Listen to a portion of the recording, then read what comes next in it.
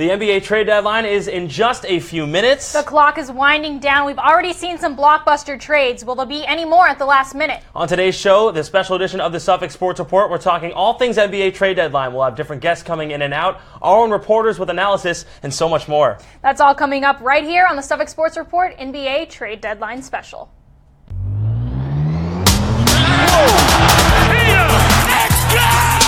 Pasternak scores! Unbelievable catch from Mookie Betts!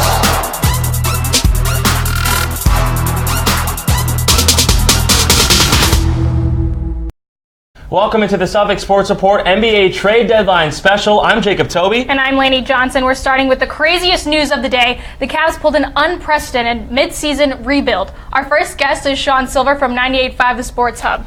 What do we think about this?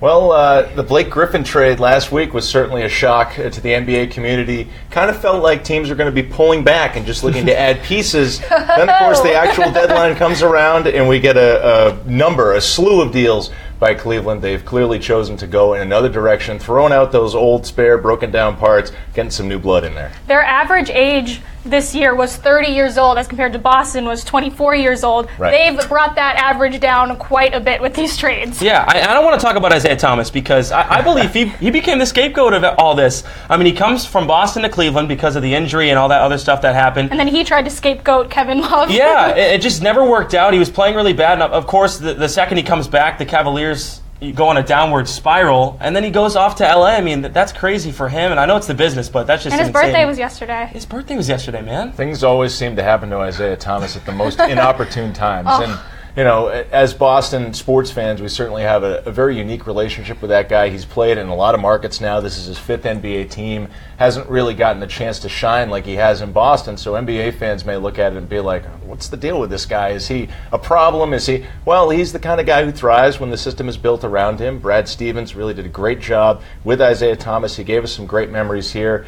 Didn't work in Cleveland. I hope he can rebuild his career, but unfortunately, a lot of the goodwill that he built up here is kind of depreciated a bit. And can he rebuild his career? Is LA the spot for him? I don't think so. I mean, this is a guy who's a free agent coming up in a couple of months here, and he's going to be looking for some sort of deal. I don't know what sort of terms he's going to get. He wanted the Brinks truck. He might get something like a U-Haul. I'm not really sure. And LeBron James, did he orchestrate this whole thing? Well, I mean, I think the Cavs are doing everything they can to keep LeBron James. Best GM in history. I mean, he's definitely an assistant GM. I think the Cavs are doing everything. And a coach. Yeah. He's everything. Who's Ty Lue?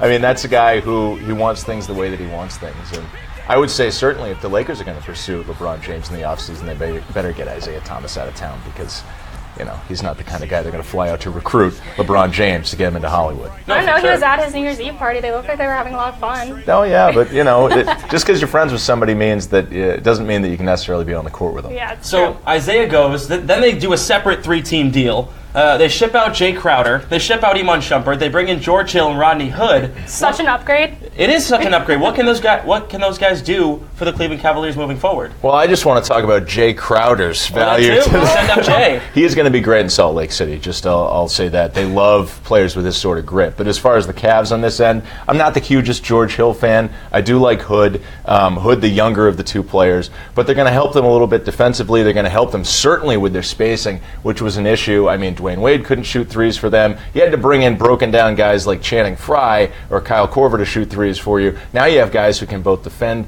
and shoot, play some major minutes for you if you need. And you mentioned Dwayne Wade. He's out too. Yeah, he's gone too. That's service. That friendship really. Back to Miami? Yeah. Gabby Union must be so happy. She is. She already tweeted.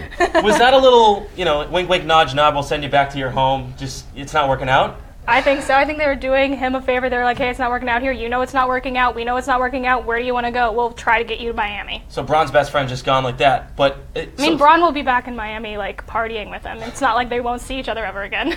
So the chemistry, how long will that take to build? Because you have guys like Jordan Clarkson, Larry Nance Jr. coming in, George Hill, all these guys, especially George Hill. I mean, George Hill will probably be the starting point guard on this team. Mm-hmm. How can he orchestrate the chemistry, running the ball with LeBron James? Well, George Hill's kind of been like an off-ball point guard in a lot of situations in his career. He's never been really high on the assists, and even just his usage and the amount of time that he holds on to it. It's LeBron's team. LeBron's going to be the point forward, like he's been in a lot of different cases in his career. As far as the new guys, I mean, LeBron James showed last night that he will go to any lengths to win. He went, skied, and blocked Jimmy Butler's shot, and then he got the winning basket against the T-Wolves. I don't know if this is necessarily on Ty Lue. It's about LeBron readying the charges, getting everybody together, getting them focused on winning into April, May, and June. I mean, last night, LeBron James took it to another... I believe that is the starting point for their new season, right? So LeBron James blocks at the end of the game, that massive block, amazing right? block. They go, he hits the game-winning shot as you're watching right there. Yeah. That's vintage LeBron James. So he does that last night. They trade for a whole slew of guys today. It's going to restart their season. I, for one, believe before this trade deadline that they would be in the NBA Finals anyway because LeBron's too good. This, I think, assures that, for me personally. Well, I mean, I believe that, but as we've seen throughout the first half of this Cavs season, LeBron James is not the easiest. I know, but LeBron James is not the easiest player to play with, and they brought in a ton of new guys in the offseason. Granted, they were obviously the wrong choices to bring in, right? They were all like 100 years old. They were collecting like AARP, like Social Security, but it was. You saw the chemistry just wasn't there, and so now they're trading off all their pieces and bringing in all these new pieces. And like, have these people ever met before? Like, it seems like it's quite a motley crew of these people that they're bringing in together. And NBA chemistry is arguably the most important thing in the NBA. I mean, granted, you have the best player in the world, but it wasn't working before with the best player in the world, so that's why they probably. I mean, I think it's an upgrade. I think they definitely get better, but. These are guys, I think, who have an array of talents that, in my past conversations with people on the Hub or in other places, we kind of talked about the Cavs as they were previously constituted as a bunch of guys who have one specific skill. At least the guys you bring in, like a Clarkson or a Rodney Hood, they can do multiple things. So the fit is going to be important. I don't want to discount, Ty Lue's basketball IQ, his value as an assistant coach, the fact that he has won an NBA title. But, I don't really know how much of an in-game strategist he is, and that was something that was criticized by Isaiah, and, that they don't actually make in-game adjustments. So, see ya. Allen Iverson did step over him that one time. So. He did. So I don't know how much this is going to be Ty Lue's thing, but I'd like to think that with the talent that they have there, they can pull this together quickly. As a Celtics fan, I hope that they don't. Same. All right, that's Sean Sylver. Thanks for coming in, man. Thank you very much. Appreciate it. Thank you. We're going to take a quick break and then be back talking Clippers, Pistons, and Celtics. Stay with us. Can I tell you a cat joke? Just kidding. Why did the girl ask the mushroom to dance? Because he was a fun guy. What do you call a pig that knows karate? Pork chop. So how does a tissue dance? Put a little boogie on it.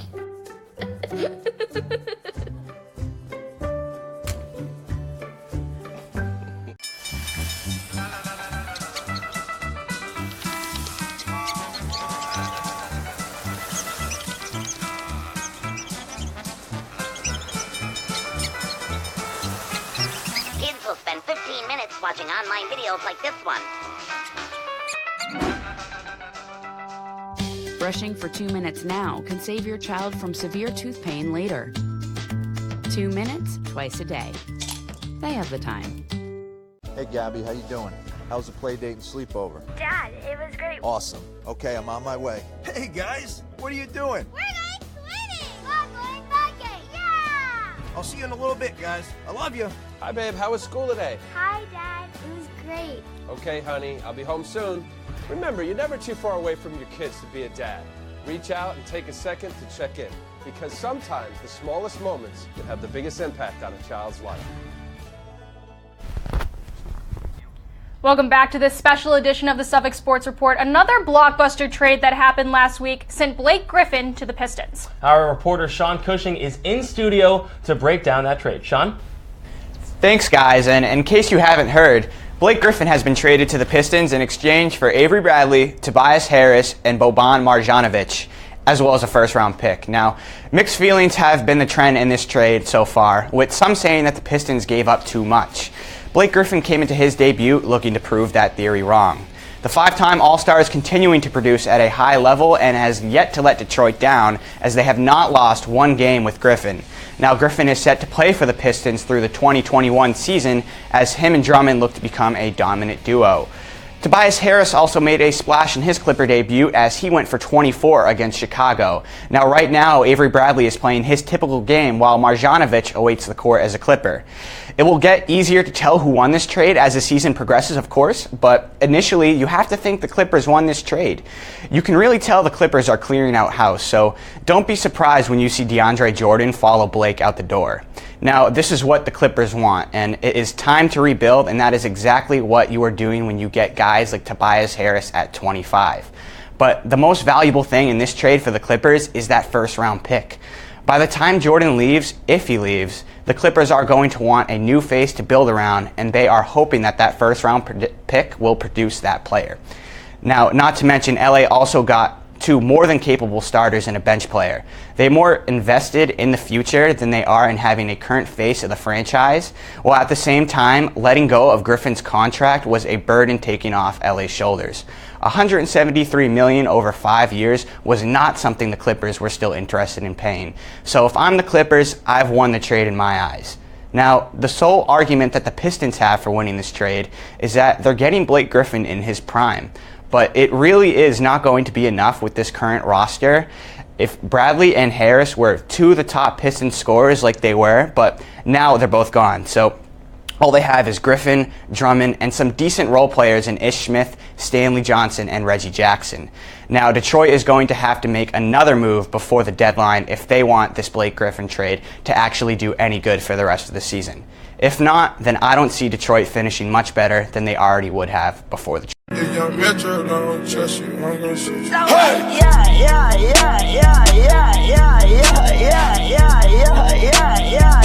Thanks, Sean. And breaking news, guys, right off the bat, Adrian Wojnarowski of ESPN just tweeting out moments ago that Orlando has traded Elfrid Payton to Phoenix for a second-round pick. Those are, of course, what his sources are telling him right now. That feels low to me. It feels like he didn't get big enough. It does? You feel low? I think Payton's value is a little bit higher than just a second-round pick. Yeah, his hair is worth more than that. That's Chris DeGusto, by the way. He's the news editor of the Suffolk Journal. He joins us here, Laney Johnson and I. So we have that trade, right? Orlando's in the Eastern Conference. But we want to talk about the Boston Celtics right now. They have done absolutely nothing to this point in terms of trading, but they did sign Greg Monroe unofficially. We're waiting for that word today. But your thoughts on just this day and how Greg Monroe signing can help the Boston Celtics? Yeah, I mean, we are still waiting on the Monroe deal to be officially announced by the Celtics, which is kind of fine by me because I know the Celtics are looking to possibly make some more moves before the deadline, but it seems as if everything's... Yeah, in 5 minutes. 3 minutes now. It seems as if it's dead. Counting down.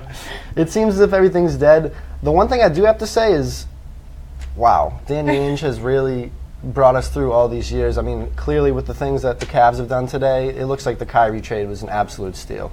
Isaiah getting moved and the picks, it's unbelievable. Now, Laney, I know you love what Monroe can bring to the Celtics because of his low-post presence that allows Al Horford to play the 5 more, or rather the 4 more with Monroe at the 5. I love him. He has everything that Boston needs. I have the stats, since December 15th, Boston is 25th in rebounding percentage and 29th in field goal percentage at the rim.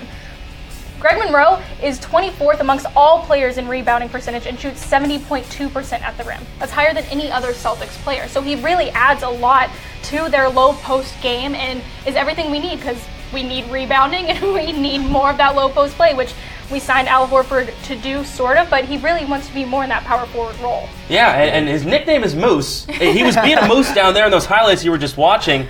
So with Monroe now in the Celtics system, what else can they do? What else do they have to do? Whether it's a trade in the next 2 minutes that might get announced after 3 p.m., or it's in the buyout market, which the buyout market will end March 1st. So what other moves does Danny Ainge have up his sleeve here in the last moments? I mean, Greg Monroe's a great fit. He's a big body. He's 6'11". He's gritty. He's that kind of Boston prototype, just like a guy like Marcus Smart, who's rumored or was rumored to be in the trade market. But with guys like Joe Johnson being rumored to be bought out with the Celtics potentially in the mix, I think just some veterans like the isolation scorers like Johnson himself. They need bench scoring for sure. Yeah, it could potentially help the Celtics down the stretch, especially guys that have that experience. Are the Celtics in win now mode? Are they? I mean, I think they are. They are. They are, they have to be. I mean, they are, But they also, Danny Ainge has been harboring these picks for seems like forever, right? And he's building for the future. But the future is now. So do they trade away a pick to try and get Tyreek Evans that we were talking about earlier? Maybe bring him in for some good bench scoring when Kyrie is off the court. What do they do? I think Tyreek Evans is a good player, but I'm not sure if I'm giving up a first-round pick for him.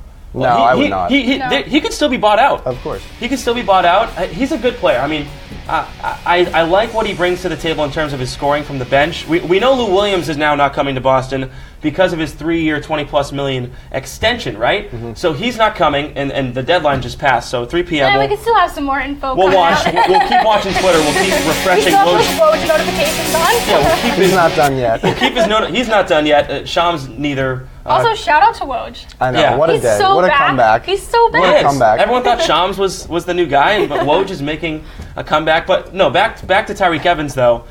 I think he brings a lot, but first-round picks, really valuable. Woj tweeted that out today and saying the first-round picks have never been this coveted before at the trade deadline in the league ever. Well, it's because they're coveted because the talent that we're seeing coming up through college and overseas is just progressing so much. My personal opinion is that people are choosing to go play basketball over football because they don't want concussions. It's a culture shift. It's that, and NBA players are just more marketable. There's way more money to be made in the NBA. So when you have these two-sport athletes in high school, they're choosing It's almost basketball. a no-brainer which one you're going to pick if you have the option. You can just make so much more money. You're more marketable. You can make more money in deals on the side. There's just more money to be made. So that's why these first-round picks are so coveted, because you can, even second-round picks, you can still get great value for these players. And that's why Danny Ainge wants a first-round pick for who? Marcus Smart. Do the Celtics need to trade him? I mean, it's 3 p.m. We haven't heard anything yet. Officially, they haven't traded him yet. I don't think they need to trade him because I think he is, if you watch any of those funny, cutesy videos that the Celtics play at the games, they always joke on Marcus Smart. I think he's really a glue guy in the locker room. He's their defensive identity on the team. And I don't know, but when you're talking about paying Terry Rozier or Marcus Smart, I think Danny Ainge has made it clear that he's he'd rather pay Rozier. He's rumored to be the untradeable piece on the Celtics, and we all know my love for Terry Rozier. That's a different story. Yeah, that's Louisville a completely different story.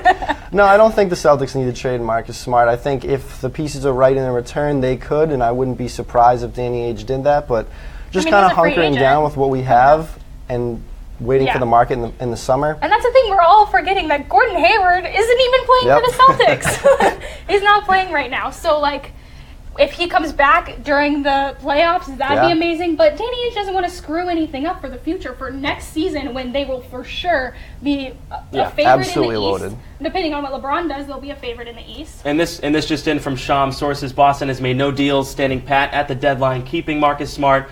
They value him tremendously, showed in talks with other teams. I think that's the right decision, guys. I mean, he brings too much defensively. Why would you screw up? You're the number 1 seed in the East. Things are working very well for you. I think they're still the best defensive team in the league.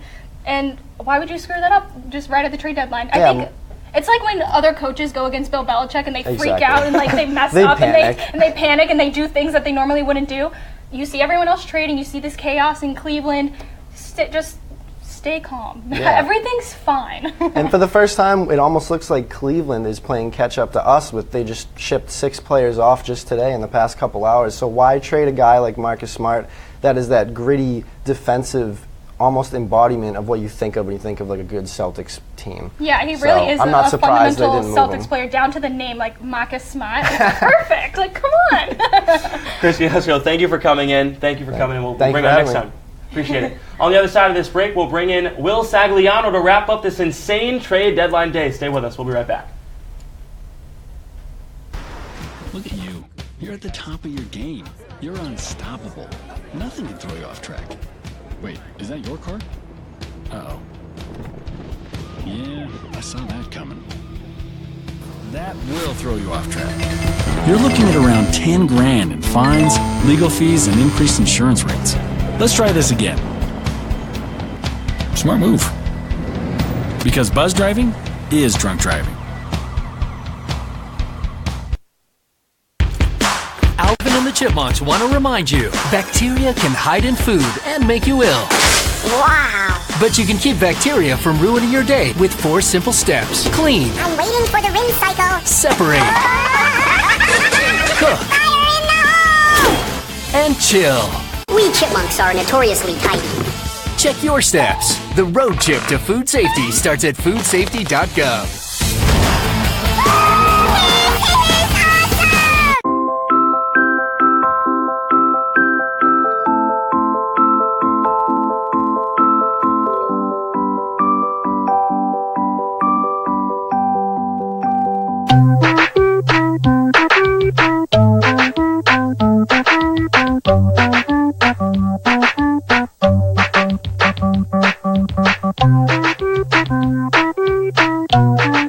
Start a story. Adopt at theshelterpetproject.org.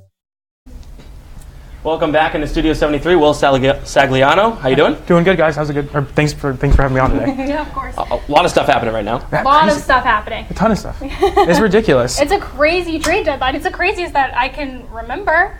No, for What's sure. What's a crazier trade deadline? For sure. Absolutely. I mean, maybe the last time Isaiah got moved from Phoenix to Boston, I think is the last time I could ever remember anything like this. Right. It's incredible. And Adrian Wojnarowski just tweeting out moments ago, Clippers have no trade for DeAndre Jordan.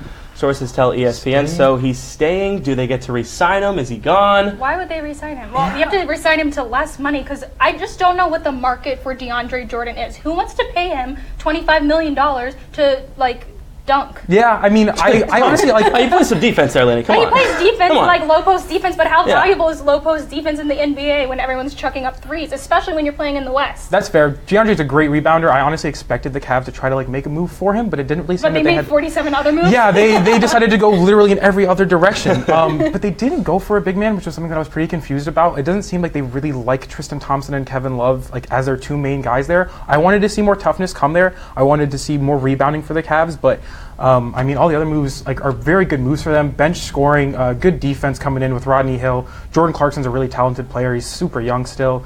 I'm a big George Hill fan, so I was really happy to see that trade. I think George Hill can contribute a lot to that Cavs So, do you think he'll be the starter? I do because George Hill isn't a ball-dominant guard, so LeBron can stay on the ball there. He's a great spot-up shooter. He provides like really, really good defense. He's a good rebounder for his position and can just do a lot of things that the Cavs don't have at that guard position right now. No, for and sure. You mentioned Jordan Clarkson. He is signed until 2020. He's only making like $11 million a year. It's 11 this year, 12 next year, I think 13 the next year, something like that. So you have him at like a good price, this young player. Yeah, it's a fantastic price. Clarkson brings in like really, really good scoring option. He's great he's great on the ball. He's a really good cutter, really good slashing towards the rim. He can shoot a little bit, but he's still got a lot of room to grow. Okay, so you saw the game last night. LeBron James with the game winner. Why do we talk about this so often? I feel like this is all we've been talking about. I don't like the Cavaliers. Oh, we understand that, but you have to understand that they still have the best player in the world, Laney, and that they're going to probably beat the Celtics and go to the finals. It's Steph Curry's league. Oh, God. Here we go. We all know LeBron. You see the shot there. They have so much momentum right now. They just traded away half their team. They trade away Wade. They trade away Crowder. They trade away everybody else. But again, do they have the momentum? They have 45 guys who haven't played together before. But come on, look at that. Hill, Clarkson, Nance Jr., George Hill, all those guys are leaving. You come off the momentum of that buzzer beater last night. Your best player is now motivated. He has a new group of guys. He's the leader of this team. I see them picking up the pace and getting on a win streak here. You texted me last night right after the buzzer beater and said, "Mark my words, this is the time that the Cavs pick up momentum." And that was before the trade. That was before the trade. I mean, like it looks like they really like want to like start like getting into like a better like head right now. Like you said, like last night LeBron looked incredible the entire game. Triple-double, his 9th of the season. I know, like the block on Jimmy Butler was beautiful. The shot at the other end was fantastic, obviously, and I really think that he's gonna like Larry Nance is gonna bring in great like wing minutes. Jay Crowder didn't really work out there. He kind of left his three-point shot here in Boston, which is like pretty frustrating for the Cavs. He's a 3-and-D guy without the three. Yeah, exactly. I mean, going out to Utah for Jay will be like really, really good for him. They'll have a really nice system for him out there, and he won't have to be like as important, I feel like. Yeah, and so what else do we think about the rest of the Eastern Conference? If the playoffs started today, the 1 through 8 would go like this: Celtics, Raptors, Cavs, Wizards, Bucks, Pacers, Heat, Sixers. Well, I mean, do the Wizards play better without John Wall? Do they not? Oh, you're one of those guys. I mean, no, I'm not. I love John Wall. Come on, man. John Wall's great, man. but I mean, like... Did you see his quote, what he said about Marcin Gortat? No, I did not. Marcin Gortat said something on Twitter or something that, like, we get more shots when John Wall isn't there, and John Wall said, I don't know what he's talking about, I give him all his shots. Yeah, I mean, 100% true. He's 100% right. If you don't want to know what John Wall is thinking, don't ask him a question. That's very true. And I mean, like, that team with Bradley Beal and Kelly Oubre and everyone there, like, it's a solid team, but they're not going to win anything, especially in the East. Toronto's a much better team. Boston's obviously a much better team. Leave in the first round like they do every single year. I mean, they look a little bit better than they do this year. I'm a big Kyle Lowry fan. He's been having a great season so far. As we call him. Peach Lowry. Yeah. Exactly. And he's riding the high because the Eagles just won that Super Bowl. He's feeling it up there. I mean, he's having a lot of fun. What about some of these other teams? I mean, Adam Hemmelsback of the Boston Globe just tweeted out, Celtics should be pleased that the Raptors, Bucks, and Wizards didn't do anything big. Yes, they signed Monroe. That's about it. But as of right now, the Celtics haven't done anything else. And no one else has. But what no one do else the has. Celtics need to do? I mean, but I'm saying no one else has done anything. That's the thing. Right. Yeah. I mean, like except Cleveland. Yeah. And they did all of the things. They literally did everything. Like you said, all the things. The Celtics definitely do need bench scoring. Tyreek looked like a really, really good option there, but it doesn't seem like it's going to work out. Now, does he make a giant resurgence and he becomes 2012? No. I don't know about that. He's on the bad end of 30. I will bring this up. David Aldridge just tweeted out a moment ago. Joe Johnson will seek a buyout from Sacramento. Is he a guy the Celtics can look to for bench scoring? Absolutely. Remember, he got drafted by Boston and he was a rookie with the team. He was, and he's. I think Joe's a great player. Joe, ISO Joe. ISO Joe. Okay. We call him ISO Joe. Yeah, absolutely. We're into nicknames on this show. Oh yeah, it's great. Joe can come in off the bench and provide really, really good scoring. He'll be great in crunch time minutes for them. For sure. And like he'll bring in like that like veteran head. Like he'll get like these guys like Terry and Jason Tatum like a little bit more experience and stuff. I think Joe would be a really, really good choice for the Celtics. I agree. Let's talk about Kristaps Porzingis.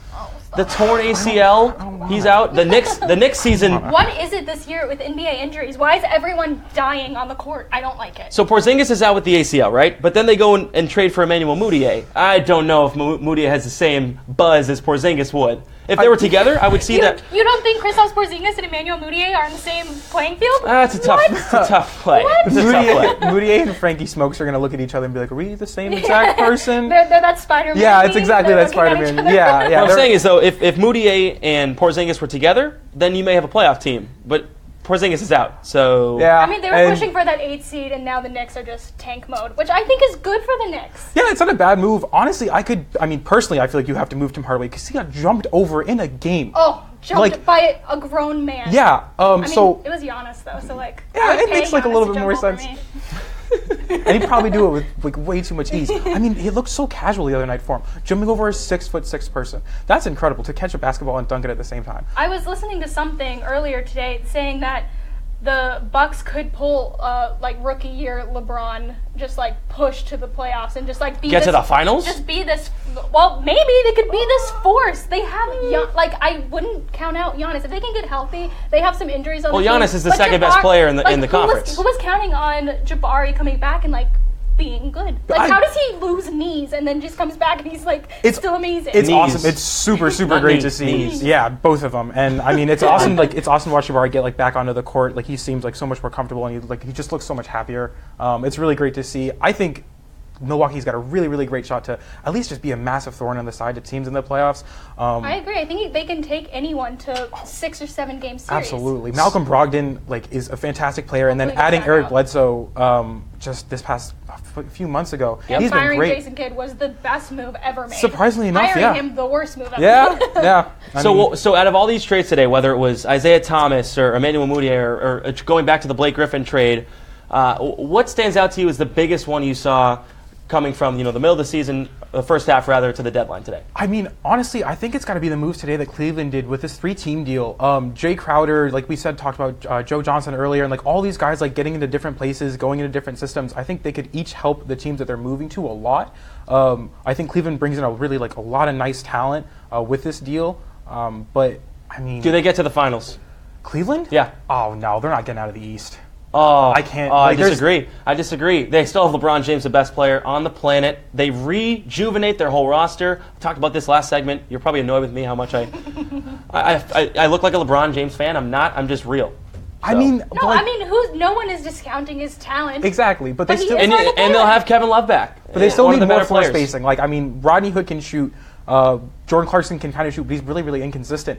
I honestly, like, Marco Bellinelli was a guy that I thought that they were really going to look into. Atlanta was putting him on the market. It seemed like he was going to move, and he wasn't really like settled in Atlanta. I thought that was a guy they were going to go after. Personally, I thought the only untouchable for the Cavs outside of LeBron was Kyle Korver, because he's the guy that seemed to mesh well with LeBron. We know how to win with LeBron James, right? You put shooters and then a rebounder that could possibly also shoot. That's really what you need. Maybe a slasher, and they did that with Rodney Hood and Clarkson, and Nance will bring in like solid minutes, but there's no way I can see them getting out of the East this year. So final thoughts, Cleveland Cavaliers won the trade deadline?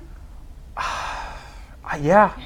I mean, just because of the sheer madness that they put everyone into, I have to say yeah. Yeah. All right. For me, the glaring omission is OKC. We heard them maybe in talks getting someone to replace Roberson, but they just didn't. So that was my big takeaway from the trade deadline. And no Avery Bradley trade as well. No Avery Bradley trade. trade. And that was rumored to go to the Spurs or OKC. So yeah.